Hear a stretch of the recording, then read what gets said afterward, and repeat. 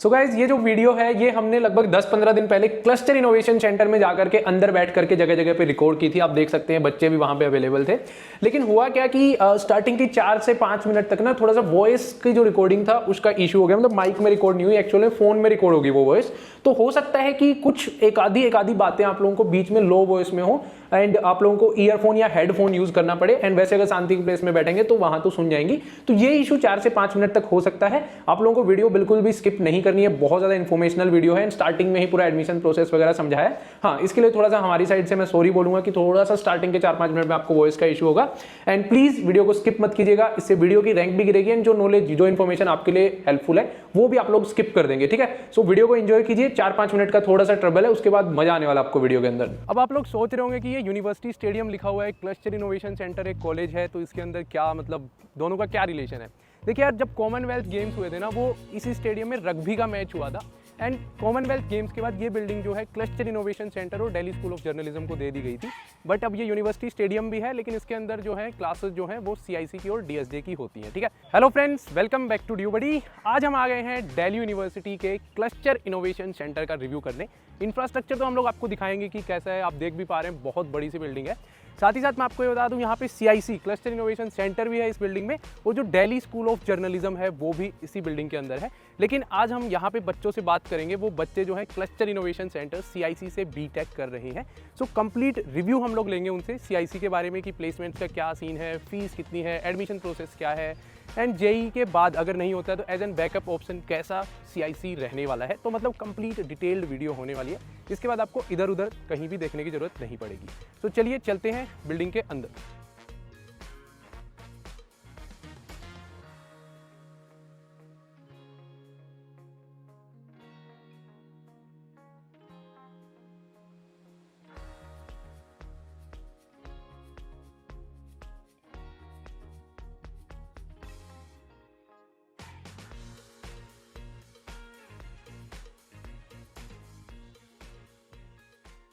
तो भाई अभी हम पहुंच गए हैं अंदर। यहाँ पे हमारे साथ 4 स्टूडेंट जो है वो क्लस्टर इनोवेशन सेंटर CIC के बैठे हुए हैं। इन्होंने लास्ट ईयर बहुत अच्छा स्कोर किया था। वो भी पूछेंगे कैसे किया था एंड तभी वो लोग जो है CIC में एडमिशन ले पाए। सबसे पहले एक बार यहाँ से आप अपना अपना नाम बता दीजिए फटाफट। So I am Abhitav Roy. I am Rishabh Kumar. I am Harshit. I am Prashant. आप सभी लोग फर्स्ट ईयर में हो। हाँ सब CUET जो है उसके थ्रू जो आप लोग का एडमिशन हुआ है। तो एक बार प्रशांत आप एडमिशन प्रोसेस क्या है अपने CIC की वो एक बार बता दीजिए। काफी बच्चे कंफ्यूज रहते हैं कि JEE देना है, क्या देना है, कैसे एडमिशन। तो for the past 2 years CIC CUT के अंदर आ गया है। उससे पहले DUT का एग्जाम होता था। अब CUT के थ्रू होता है common university entrance test.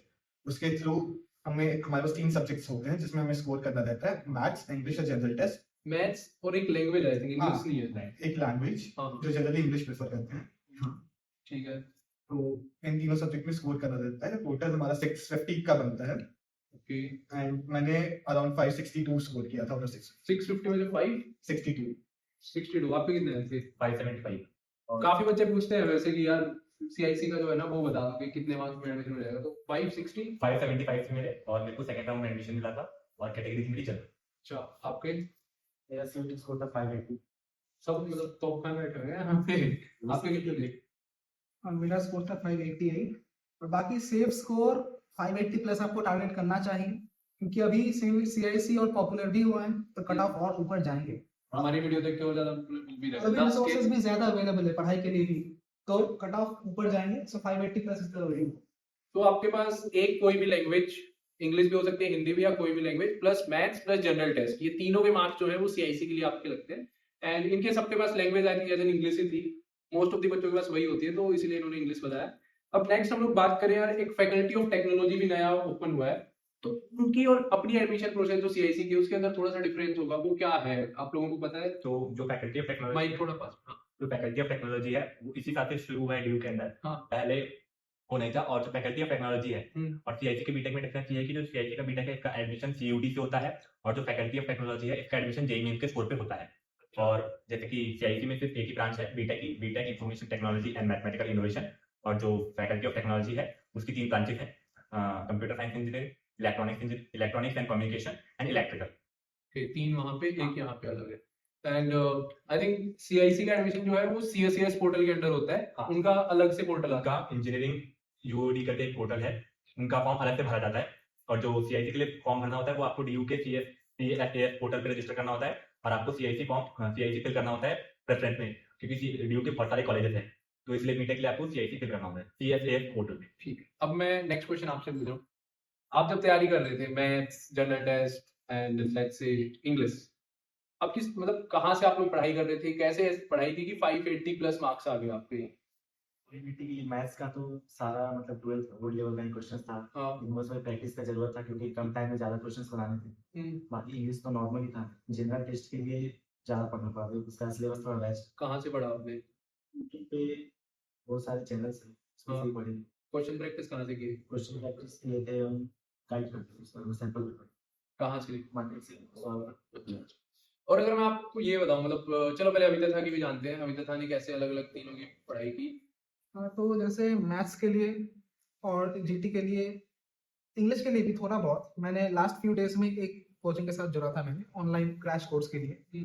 But उसके अलावा सिलेबस अगर आप देखोगे इंग्लिश के भी बोर्ड लेवल के ही होते हैं, अगर आप सब्जेक्टिव पार्ट को हटा दो, क्योंकि एमसीक्यू बेस्ड क्वेश्चंस ही बस पूछे जाएंगे उसमें। पर लेवल क्लास 12 के वैसे ही होते हैं, और मैथ्स का भी वही होता है, क्लास 12 एनसीईआरटी में जितना पूछा जाएगा उतना ही होता है। तो अगर उस लेवल पे आप कर लेते हो तो इट्स एनफ। और अगर मैं आपको ये बोलूं कि लास्ट ईयर में जितने भी इंग्लिश का पेपर 55 शिफ्ट्स में हुआ था, मैथ्स का पेपर अराउंड 30 शिफ्ट्स में हुआ था 2023 में, जनरल टेस्ट का भी 30 से ज्यादा शिफ्ट में हुआ था, और वो सारे क्वेश्चन पेपर अगर एक बच्चा प्रैक्टिस कर लेता है तो वो बच्चे के लिए कितना हेल्पफुल रहेगा। 55 के इंग्लिश के कर ले, मैथ्स के 30 कर ले, और जनरल टेस्ट के भी 30 से ज्यादा है, तो वो उसके अलावा उसको पहले करने की कुछ बाहर से जरूरत है या नहीं है? देखिए, प्रैक्टिस जितना करेंगे उतना फायदा है ऑफ कोर्स, हाँ। पर अगर पीवाईक्यू इतने सारे आप बोल रहे हो, इतने सारे पेपर्स हैं, हाँ। अगर इतना कर लेते हैं that will be enough definitely. आप क्या सोचते हैं इसके ऊपर? इससे ज्यादा जरूरत ही नहीं पड़ेगी। नहीं पड़ेगा? 650 में 650 आ जाएगा। आप हाँ, मतलब पीवाईक्यू कि हाँ, मैंने तीनों सब्जेक्ट में था, इंग्लिश, मैथ और जनरल टेस्ट में। इंग्लिश में मैंने ज्यादा प्रिपेयर नहीं किया था, मेरे को लगता है कि इंग्लिश, मैंने एनडीए का पेपर भी दिया था, तो उसमें भी इंग्लिश आती है, तो मेरे को लगता है कि मेरा उससे भी काफी पोर्शन कवर हुआ। इंग्लिश पे मैंने ज्यादा प्रैक्टिस भी नहीं की थी। प्रैक्टिस मैंने जनरल टेस्ट के लिए कुछ दिन पहले मैंने लास्ट ईयर के पेपर देखे, यूट्यूब पे सॉल्व हो रखे थे, बहुत सारे लोगों ने करवा रखे थे, तो मैंने जब क्वेश्चन किए तब मुझे लगा कि हाँ ये है मेरी रेंज में, तो आई कैन सॉल्व। और मैथ के लिए जैसे कि सारे 12th के पीछे वाले जेईई मेंस का पेपर देते हैं, तो मैंने भी दिया था, तो मेरी था कि प्रैक्टिस, जैसे कि मैथ के क्वेश्चन को टाइमली करना है, क्वेश्चन इजी आ रहे थे सीयूटी में, जेईई मेंस के कंपैरिजन में, लेकिन आपको कम टाइम में करना था। तो जैसे कि कुछ ऑप्शंस होते हैं, कुछ क्वेश्चन होते हैं जो आपको ऑप्शन एलिमिनेट करके आप कर सकते हो, आपको सॉल्व करने की जरूरत नहीं है, कुछ में आप ऑप्शन को पुट करके चेक कर सकते हो कि हाँ ये आंसर आ रहा है, तो इसलिए मेरा मैथ क्वेश्चन ऐसे हुआ था। और ज्यादा मैंने प्रैक्टिस अगर देखा जाए तो इंग्लिश के लिए नहीं की, थोड़ी बहुत प्रैक्टिस की थी शायद जनरल टेस्ट के लिए, और मैथ्स के लिए मेरा सही था, बस जनरल टेस्ट में मैंने थोड़ा लास्ट में प्रीवियस ईयर पेपर मैंने सिर्फ जनरल टेस्ट के देखे। तो मैं आपको ये बता दूं कि यार जो मैंने इनको बताया ना कि इतने सारे पेपर्स हैं डिफरेंट, वो सब नेट पे आप ढूंढोगे 1 2 3 4 5 6 भी मिल सकते हैं, लेकिन ड्यूबडी ऐप पे सारे शिफ्ट वाइज आप लोगों को सारे पेपर्स मिलने वाले हैं, साथ ही साथ चैप्टर वाइज भी मिलने वाले हैं। एंड जैसे ही आप लोग टेस्ट अटेम्प्ट करोगे पूरा एनालिसिस भी मिल जाएगा कि वीक पार्ट कौन सा है, स्ट्रॉन्ग पार्ट कौन सा है, एवरेज पार्ट कौन सा है। तो लीडर बोर्ड तो जो है वो हर जगह मिलता है, हमारे पास भी अवेलेबल है, लेकिन एक जो खास बात है ड्यूबडी ऐप पे इतने सारे पीवाईक्यूज हैं, तो जो बच्चा सुनता है वो अटेम्प्ट करने जरूर आता है। तो जब इतने सारे बच्चे आते हैं तो आपको ओरिजिनल कंपटीशन यहाँ से पता चलता है, तो आप लोग भी अटेम्प्ट कर सकते हैं। लिंक्स जो है ड्यूबडी ऐप के डिस्क्रिप्शन में और कमेंट बॉक्स में आपको मिल जाएंगी। अब नेक्स्ट पार्ट जो है वो अपन बाहर बैठ के करेंगे।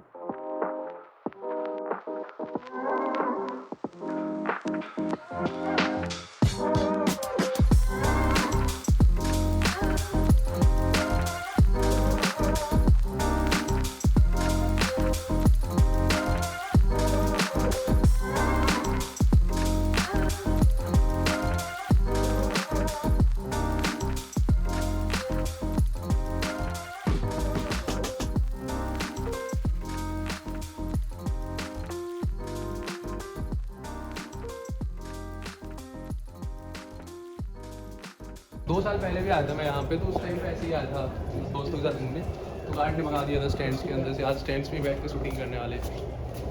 ड्यू का ओवरऑल ग्राउंड है। हाँ। कितनी बार आते हो आप दिन में यहाँ पे खेलने, महीने में, दिन में? कभी कभी आ जाते हैं, लाइक जब क्लासेस नहीं होते हैं तो अपने आप को फ्रेश एनवायरनमेंट में आने के लिए। लाइक गर्मियों में तो हम लोग लाइक रेगुलरली आके बैठते थे यहाँ पे, जब क्लासेस नहीं होते थे, कभी कभी बीच में लंच ब्रेक्स। अच्छा, और चलो भाई बहुत सारी बातें की हमने, एडमिशन प्रोसेस की। अब ये बताओ टोटल सीट्स कितनी है आपके कॉलेज में? हमारे कॉलेज में टोटल 50 सीट्स हैं। 50? हाँ, और 10 सुपर न्यूमरी सीट्स हैं। तो टोटल 60 टोटल 60 सीट्स हैं। 60 सीट्स है CIC में। मैथमेटिकल इनोवेशन एंड कोर्स का नाम information technology. Information technology. Fees की अगर हम लोग बात करें, फीस स्ट्रक्चर की, तो फीस स्ट्रक्चर किस हिसाब से, मतलब फीस कितनी लगती है आपके कॉलेज में? अभी हम लोग को लगता है 40,000 total per year, per annum basically 1 academic year का 40,000। 40,000 बहुत सस्ता नहीं है। FOT में मैंने वीडियो बनाई थी तो उनका 2 लाख, 1.5 लाख, 2 लाख। 2,17,000 ऐसा कुछ है उनका एक साल का। अच्छा, तो मतलब तुम्हारा इतना कम क्यों है वैसे? CIC बना भी पहले था उस समय, प्रोफेसर दिनेश सिंह ने ये पूरे इंस्टीट्यूट को फाउंड किए थे। और फैकल्टी ऑफ टेक्नोलॉजी बना भी अलग से था। इनका जो फंड एलोकेट होता है सेंट्रल गवर्नमेंट से, ये भी अलग से हुआ था। And it is more like a self financing course, okay. तो इसीलिए उनका फीस स्ट्रक्चर थोड़ा ज़्यादा है अभी। आई थिंक इस साल से पिछले साल आप लोगों की फीस 14,000 थी, समथिंग लाइक 20,000 से नीचे थी, 14,000 थी पर एनम, है ना? हाँ। फिर लास्ट ईयर ये बढ़ा करके कर दी गई थी। चलो हमने, मैं लिख के लाया यार, क्वेश्चंस याद नहीं रहते हैं, ताकि आप लोगों को थोड़ा मतलब बेटर जो है वो रिव्यू मिल सके। सो जेई भी आप लोगों की एक चॉइस रही होगी, जेई भी दिया होगा। तो मैं आपसे जानना चाहता हूँ कि जेई में ऐसी क्या गलतियाँ हुई जिससे IIT NIT तक नहीं पहुँच पाए आप?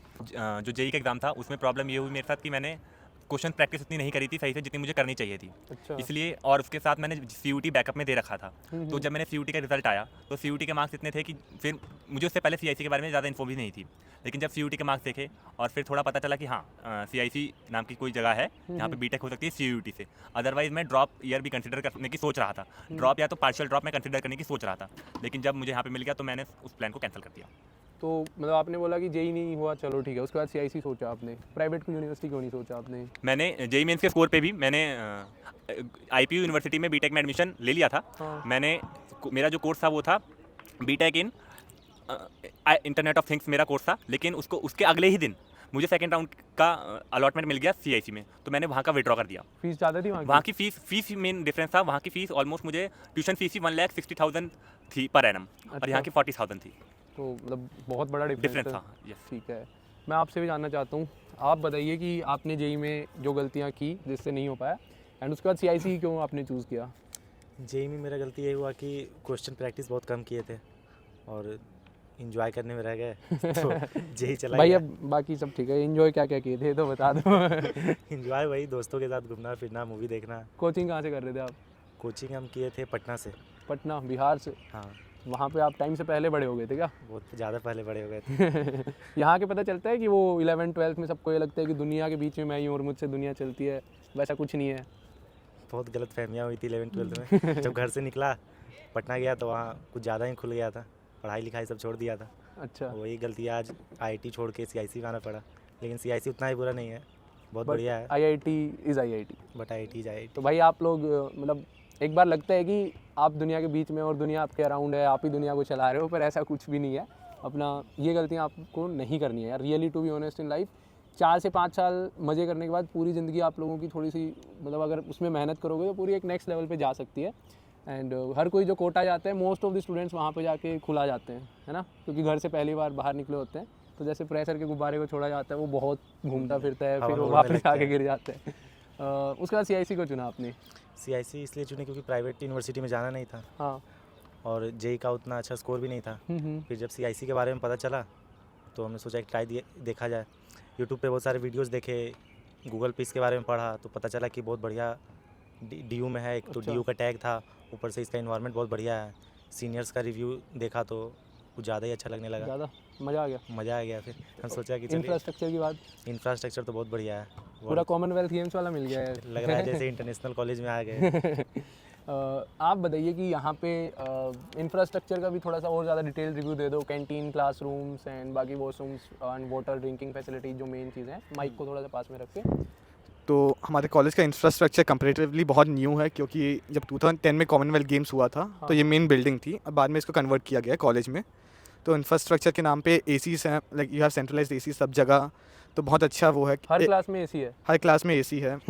वी हैव कॉन्फ्रेंस रूम जहाँ पे हम बैठ के डिस्कस कर सकते हैं about our project ideas, about any startup ideas जो भी है हमारे लिए। फिर हमारे पास लैब्स हैं, जैसे एक रोबोटिक्स लैब है, एक बायोलॉजिकल लैब है। फिर इंजीनियरिंग किचन्स हैं जहाँ पे हम बेसिकली वो सब काम करते हैं जो बेसिकली नॉर्मल इंजीनियरिंग कॉलेज में नहीं होते हैं, कि आप out of the box think करते हो कि हम कैसे कोई चीज़ को अच्छा कर सकते हैं। बेसिकली इनोवेशन की तरफ हम ज़्यादा जाते हैं। तो द इंफ्रास्ट्रक्चर भी लैब्स का ऐसा है कि आइटम्स आपको मिलेंगे जिससे आप जो भी एप्लीकेंट्स है उसको ज़्यादा अच्छा कर सकते हो, जैसे ऑटोमेट कर सकते हो मिक्सीज़ को, इस टाइप के इक्विपमेंट्स भी हैं।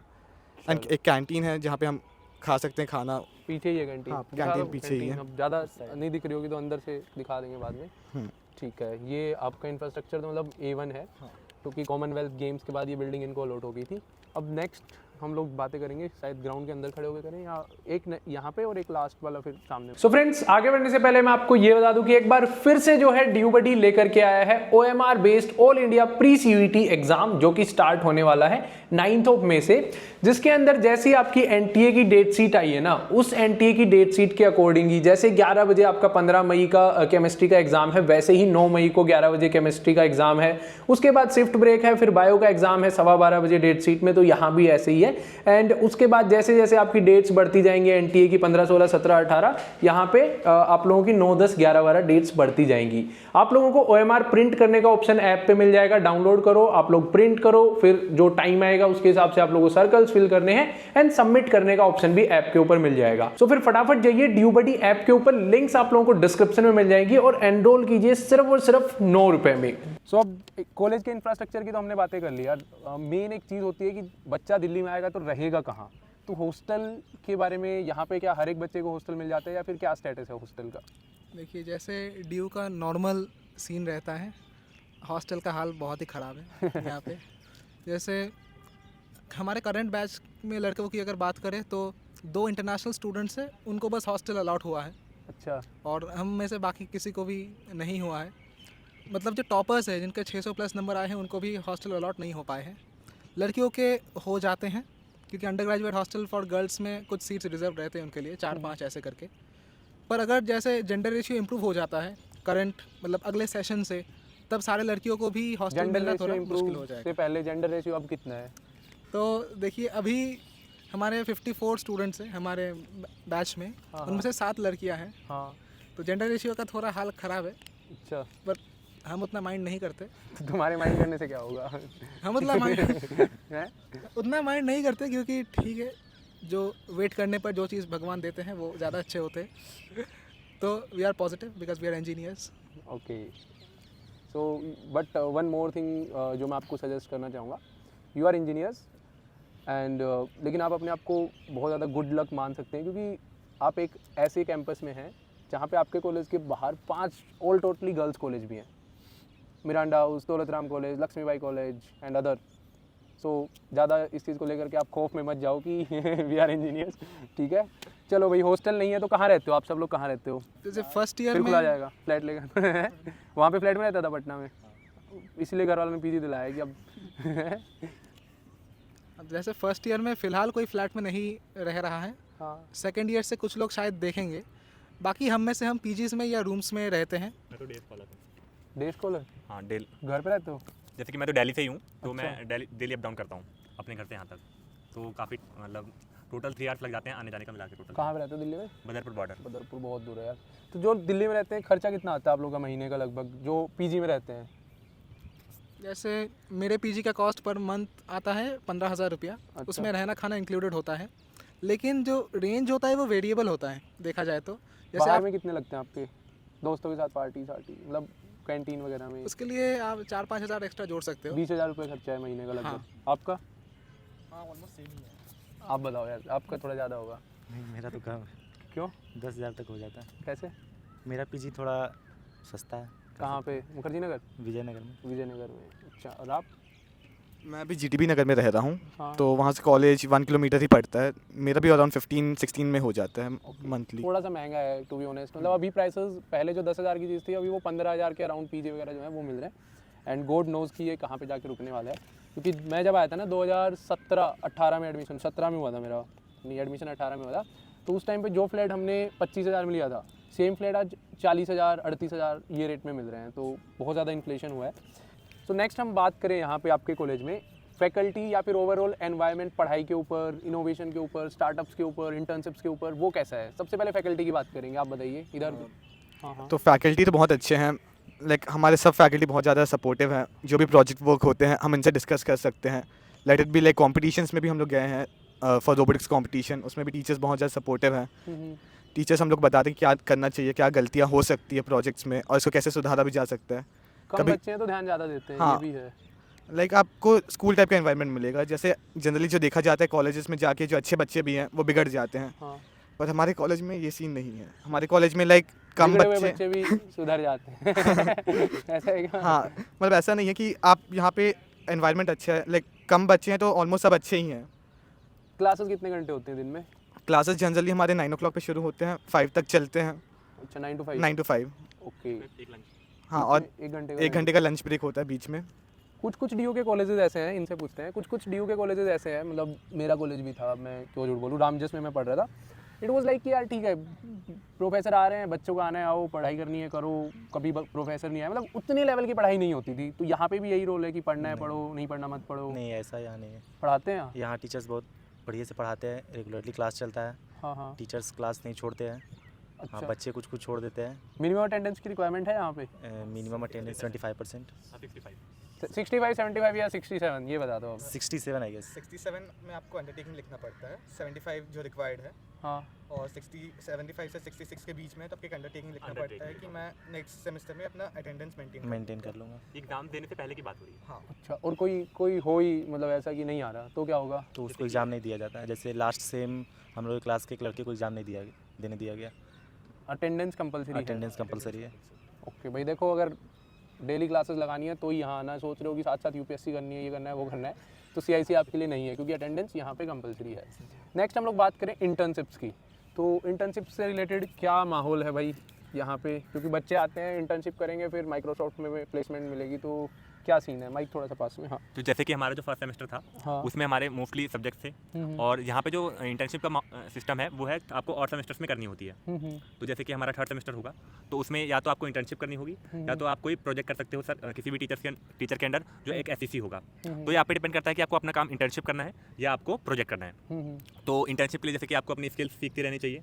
वो आपको इंटर्नशिप के लिए मैं बता दूं कि आपको खुद ही ट्राई करना है, हिट एंड ट्रायल आपको करते रहना है। अच्छा। जैसे कि आपको कनेक्शंस बनाने हैं, सीनियर से बात करनी है।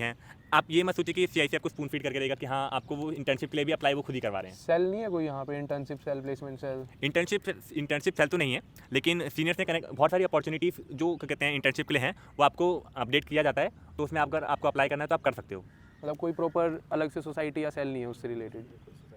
लेकिन बहुत सारे आपको इंटर्नशिप के आपको अपडेट्स मिलते रहेंगे। अगर आपको अप्लाई करना है तो आप कर सकते हो। जैसे कि बहुत सारे आईआईटीज़ में किसी प्रोजेक्ट को रिलेटेड आप कर सकते हो। सीनियर्स यहाँ काफ़ी सपोर्टिव है। सीनियर्स कैसे? रैगिंग होती है इंजीनियरिंग कॉलेज में? रैगिंग तो नहीं होती है। क्यों? सीनियर यूमिस की होनी चाहिए, अभी तो था, होनी चाहिए या नहीं होनी होनी चाहिए? चाहिए। नहीं होनी चाहिए, क्यों? क्योंकि देखिए लोग जो भी बोले, क्यों नहीं होनी चाहिए बताओ? देखिए बहुत लोग कहते हैं कि रैगिंग होने से इंसान बनते हैं वगैरह वगैरह। मैं ये बिल्कुल भी नहीं मानता हूँ। जैसे मैं यही मानता हूँ कि अगर नर्चरिंग एनवायरनमेंट रहे और कोऑपरेटिव एनवायरनमेंट रहे तभी पूरी तरह से डेवलपमेंट हो पाता है। क्योंकि हो सकता है कि रैगिंग की वजह से किसी स्टूडेंट को ट्रॉमा हो जाए, जिसकी वजह से उसका कॉन्फिडेंस जो वो क्लेम करते हैं, जो लोग रैगिंग करते हैं कि हम कॉन्फिडेंस को बिल्ड करेंगे, हो सकता है वो लाइफ टाइम के लिए एकदम दब जाए। मेरे को तो रैगिंग का इतना डीप में मतलब भी नहीं पता था जितना अभी तक बता रहे, क्योंकि ड्यू में देखी नहीं यार। मैं भी 2018 में आया और रामजस में वही नहीं हुई, तो तुम्हारी तो कहीं होगी क्योंकि वहाँ पे पॉलिटिक्स का माहौल था। ठीक है, तो भैया अब हम आ चुके हैं वीडियो के लास्ट पार्ट में। एंड प्रशांत से ये जानते हैं इंटर्नशिप्स के बारे में। तो हमने जाना कि भाई खुद के जुगाड़ में ढूंढ सकते हो तो मिल जाती हैं, सीनियर्स से कनेक्ट करके रहोगे। प्लेसमेंट का क्या कुछ सुना है आपने? आपके सीनियर्स की प्लेसमेंट्स कितनी क्या हुई हैं सीआईसी से? तो जनरली जो सीनियर्स हैं वो रिसर्च ओरिएंटेड ज़्यादा रहते हैं। तो अभी रिसेंटली हमारे एक सीनियर सर्न में इंटर्नशिप कर रहे हैं स्विट्ज़रलैंड में, और like Google summer of code जो होता है, जो one of the top coding वो माना जा रहा है environment for all the coders, जो सब लोग एम करते हैं। तो उसका भी सक्सेस रेट सीआईसी का बहुत अच्छा है। लाइक हम 50 स्टूडेंट्स हैं, तो लाइक एवरी बैच में हमारे सीनियर्स के 2 से 3 स्टूडेंट्स हैं। उसके हिसाब से हमें वो भी पता चलता है कि कैसे करना चाहिए। भाई थोड़ा सिंपल वे में बता, 50 बच्चे हैं, कितने लोगों की प्लेसमेंट होती है? हर साल यहाँ से पास्ट रिकॉर्ड्स का देखें तो बहुत सारे बच्चे मास्टर्स के लिए जाते हैं, आईटी एनआईटीज़। कुछ बच्चे फॉरेन यूनिवर्सिटीज़ में भी जाते हैं। अभी हम लोग के कुछ सीनियर्स हैं जो स्टैनफोर्ड में पढ़ रहे हैं, ऑस्ट्रेलिया में पढ़ रहे हैं। और अरे कॉलेज की तारीफ नहीं करनी, वो तो मतलब है अच्छा। अच्छा है। बच्चों को ये बताना है कि तुम आओगे तो भाई 4 साल बाद कहाँ जाओगे, स्टैनफोर्ड जाओगे या फिर माइक्रोसॉफ्ट में तुम्हें जॉब मिल जाएगी। बच्चों वो को तो बच्चों पे डिपेंड करता है, अगर मेहनत किया तो जाएगा, डीयू का जैसा माहौल एंजॉय करने में रह गया तो फिर बाकी इंजीनियर्स की तरह बेरोजगार रह जाएगा। इतनी तो 50 बच्चों में से तो लास्ट ईयर की अगर बात करें तो 5-6 लोगों की प्लेसमेंट अच्छी जगह हुई है। हाँ, क्योंकि प्लेसमेंट्स के लिए ज़्यादा बच्चे नहीं बैठते हैं, ज़्यादा बच्चे बैठते ही नहीं है, ये भी एक रीज़न है। मास्टर्स के लिए सारे ऑप्ट करते हैं, मास्टर्स या आगे की जो भी मतलब रिसर्च वगैरह रिसर्च पीएचडी। ओके, या फिर अभी तो था, आप भी बताओ इसके ऊपर आप क्या बोलना चाहेंगे। प्लेसमेंट मतलब कुछ एक्चुअल डेटा कॉलेज जारी करता है आप लोगों का कि इतने बच्चे थे, ये यहाँ गया, ये कुछ ऐसा? जैसे बच्चों की डेटा हमारे वेबसाइट पे अवेलेबल होते हैं हर बैच के लिए, तो वहाँ से जाके हम देख सकते हैं जितना भी डेटा अवेलेबल है वो वहाँ पे अपलोड किए जाते हैं। देखा है आपने कभी? हाँ, डेटा हमने देखा है खोल के PDF में। तो कितने बच्चे कहाँ गए?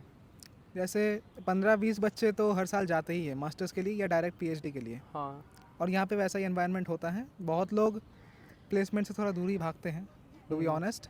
और प्लेसमेंट्स भी ज़्यादातर जो होते हैं वो प्री प्लेसमेंट ऑफर से होते हैं, तो वो ऐसे खुद के लिंक्स के जरिए जो मिल नहीं, प्री प्लेसमेंट ऑफर मतलब वो जो इंटर्नशिप करते हैं गए। वहीं पे अच्छे परफॉर्मेंस के लिए उनको डायरेक्टली जॉब का ऑफर मिल जाता है। नहीं तो वो प्री प्लेसमेंट ऑफर, इंटर्नशिप भी तो खुद से ही ढूंढी, फिर ऑफर खुद से मिला, वो सीन है ना।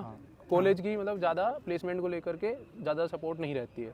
जैसे हमारे जो करंट प्रोग्राम कोऑर्डिनेटर हैं डॉक्टर जोगेश्वर पुरोहित, उन्होंने कहा है कि अगर असिस्टेंट्स की ज़रूरत होगा तो वो करेंगे प्रोवाइड प्लेसमेंट्स की, लेकिन ज़रूरत होता नहीं है। हमारे स्टूडेंट्स इतने स्किल्ड बन जाते हैं 4 साल होते होते। तो 4 साल बाद इंटरव्यू लेंगे ना आपका।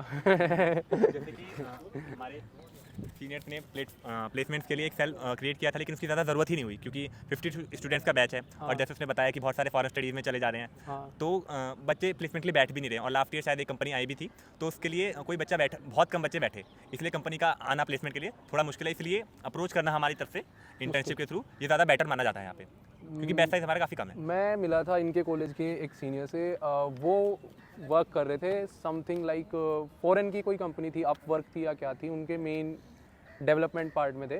सो इट्स लाइक यार यहाँ पे ना बहुत कम बच्चे हैं, प्लेसमेंट सेल बनाएंगे तो भी 50 लोगों के लिए कंपनी नहीं आती, उनमें से 20-30 लोगों तो प्लेसमेंट में बैठना ही नहीं होता। बट हाँ, अगर आप यहाँ आते हैं, पढ़ाई अच्छी है, स्किल्स अगर आप अच्छी गेन कर लेते हैं, क्योंकि है पढ़ाई अच्छी यहाँ की, उसके बाद आप बाहर से इंटर्नशिप्स एंड प्लेसमेंट जो है वो इजीली ग्रैब कर सकते हैं। ये थोड़ा सा मेरा पर्सनल एक्सपीरियंस है, जो क्योंकि हमारा ऑफिस भी जो है CIC के अंडर ही अलॉटेड है, तो थोड़ा सा ये अभी आए हैं ये लोग सब, इनसे पहले से मैं CIC से थोड़ा सा रूबरू हूँ। एंड यहीं पे चलो भाई, हमने बहुत कुछ जाना आपके कॉलेज के बारे में।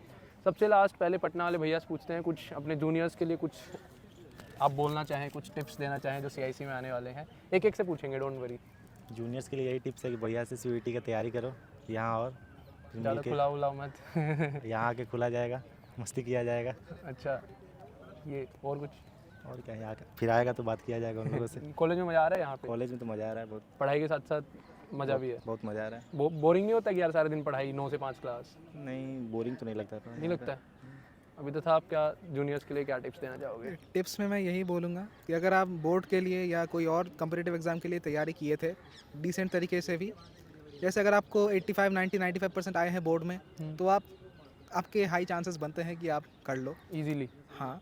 लेकिन अगर आपका ये स्टेट है, जैसे आज एक कमेंट देखा मैंने, मेरे अंडर में वहाँ पे कमेंट किए थे कि भैया मेरा कैलकुलस अभी तक स्टार्ट नहीं हुआ है, कैसे करें? तो मैंने उसको वही बताया रिप्लाई करके कि भाई 1 महीने में तो नहीं होगा, क्योंकि calculus is a long process. पहले फंक्शंस को सीखना होता है, फिर लिमिट्स, फिर differential calculus, integral calculus, differential equations, फिर एप्लीकेशन ऑफ इंटीग्रल्स, इतना सब। तो अगर आपका प्रिपरेशन ओवरऑल सही से रहा है, through out the journey consistent आप रहे हो, तो आपके हाई चांसेस है।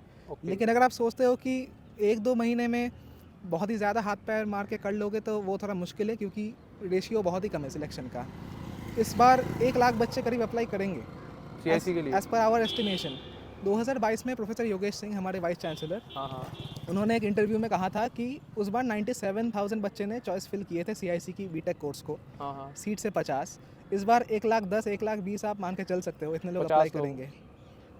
तो ये सीन रहता है, मेहनत करनी पड़ेगी मेहनत करनी पड़ेगी और क्वेश्चंस प्रैक्टिस करने पड़ेंगे DUBD के ऐप से। DUBD के ऐप से। नहीं भाई, कहीं से भी कर लो, लेकिन हम भी एक यार, इनके कोर्स का नाम है मैथमेटिकल इनोवेशन एंड समथिंग ना, IT ITR मैथमेटिकल इनोवेशन। इनके कोर्स का नाम है। और हमारा स्टार्टअप जो है वो एक इनोवेशन बेस्ड स्टार्टअप है। तो आप नेट पे कहीं भी देखोगे तो बड़े से बड़े आप किसी भी कोचिंग इंस्टीट्यूट को लगा लो, वो कोचिंग इंस्टीट्यूट है। हम एक इनोवेशन के ऊपर बेस्ड स्टार्टअप हैं, तो उन्होंने 4 या 5 PYQs कलेक्ट किए। हमने लास्ट ईयर ऐसा टूल बनाया जिसके जरिए हमने सारे PYQs जो हैं वो कलेक्ट कर लिए हर एक लैंग्वेज में। तो वो वहाँ से करो, कहीं से भी करो, वो आपकी मर्जी है, लेकिन वहाँ दूसरी जगह पे कहीं मिलेंगे नहीं आपको इतने ज़्यादा। हम आपको प्रोवाइड कर रहे हैं 30 से ज़्यादा हर एक सब्जेक्ट के ना, तो इसीलिए DUBD से करो, नहीं तो दूसरी जगह अगर अवेलेबल मिल रहे हैं तो 30 पेपर वहाँ से भी कर सकते हो आप। नेक्स्ट आप बताओ भाई, जूनियर्स के लिए कुछ आपकी वाणी कि यहाँ हो तो ऐसे सुधर के आना या ऐसे करके आना। तो जूनियर्स को वही है कि कॉलेज तो बहुत अच्छा है और आप जैसे जेई की तैयारी कर रहे हैं तो आपके लिए पेपर बहुत आसान रहेगा, स्पेशली मैथ्स वाला पार्ट। तो आप मेनली जीटी पे फोकस करें, जनरल टेस्ट पे, उसके ज़्यादा से ज़्यादा क्वेश्चंस लगाएं, क्योंकि वो आपका इधर प्लस पॉइंट बन सकते हैं फिर माइनस पॉइंट बन सकता है।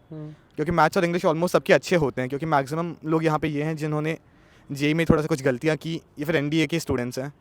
तो जनरली जीटी वो पॉइंट बन जाता है सिलेक्शन फैक्टर का। तो आप जितना ज़्यादा जीटी पे फोकस करेंगे उतना ज़्यादा अच्छा है आपके लिए।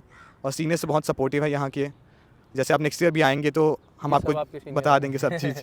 सीनियर्स बहुत अच्छे होते हैं यार, मतलब हर जगह के सीनियर्स अच्छे होते हैं, हर कॉलेज में अच्छे, तो मुझे भी अच्छे एक चीज़ मिले। मैं बता देना चाहता हूँ कि अगर आप एक टिपिकल इंजीनियरिंग कॉलेज को सोच के आ रहे हैं कि आप यहाँ पे आएंगे, 4 साल आप कुछ करेंगे या नहीं करेंगे, आप फिर लास्ट में प्लेसमेंट में बैठेंगे, जो हम सुनते हैं कि NITs में होता है, बच्चे वहाँ पे पढ़ते हैं लेकिन उनको एक गारंटेड प्लेसमेंट रहती है। तो आप ये सोच के मत आइएगा कि आपको स्पून फूड करके CIC आपको एक प्लेसमेंट भी दे देगा, ये आपको ध्यान रखना है। और आपको अगर बीटेक करनी है तो आप अपने जेईई मेंस पे ध्यान दीजिए। अगर आपका एग्जाम आ रहा है तो आप CUT के पीछे डायरेक्टली मत जाइए, पहले जेईई मेंस का ध्यान दीजिए, उसके बाद आप CUT की तैयारी कीजिए। और CUT की तैयारी के लिए जैसे कि प्रशांत ने बता दिया कि ज़्यादा आपको स्पेशल करने की ज़रूरत नहीं है, सिर्फ प्रैक्टिस करिए PYQs की। और अगर आपने जेईई मेंस की थोड़ा बहुत भी अच्छे से तैयारी करी है, अगर जेईई मेंस आपका सही नहीं गया है, फिर भी आप CUT कर सकते हैं आराम से। सो फ्रेंड्स, ये जो है हमने CIC के जो भी ओरिजिनल रिव्यू था, मैंने इनको भी क्वेश्चंस नहीं बताए थे कि मैं क्या क्या पूछने वाला हूँ। ये लोग पूछ रहे थे कि भैया क्या क्या पूछोगे। मैंने बोला कि यार अगर मैं पहले बता दूंगा तो तुम लोग जो है प्रिपेयर्ड रहोगे। तो बिल्कुल रो एंड ऑनेस्ट रिव्यू जो है हमने CIC का लिया। थोड़ा सा इंफ्रास्ट्रक्चर भी हमने देखा, इंफ्रास्ट्रक्चर वाइज काफ़ी सही है यार। एंड बाकी जो भी रिव्यूज़ हैं वो आप तक पहुंच गए हैं। अब आपके ऊपर डिपेंड करता है डिसीजन लेना कि you want to come here or you don't want to come here. मैं अपना डिसीजन कुछ भी नहीं बताऊंगा क्योंकि मेरे को न्यूट्रल रहना पड़ेगा ताकि आप जो है एक ऑनेस्ट डिसीजन ले पाएँ। अगर आपको ये वीडियो हेल्पफुल लगी हो तो यार बहुत मेहनत लगती है वीडियो बनाने में, इनकी भी लगती है, हमारी भी बहुत मेहनत लगती है। तो वीडियो को लाइक जरूर कीजिएगा, कोई भी डाउट है कमेंट्स में पुट कीजिए। एंड DUBD चैनल को ऐसे ही ग्राउंड वीडियोस के लिए एंड CUT से रिलेटेड इन्फॉर्मेशन के लिए सब्सक्राइब कर लीजिए। एंड नेक्स्ट आप किस कॉलेज के बारे में चाहते हैं वो भी आप कमेंट्स में पुट कर सकते हैं। थैंक यू, बाय बाय, मिलते हैं नेक्स्ट एक ऐसी ही वीडियो के साथ।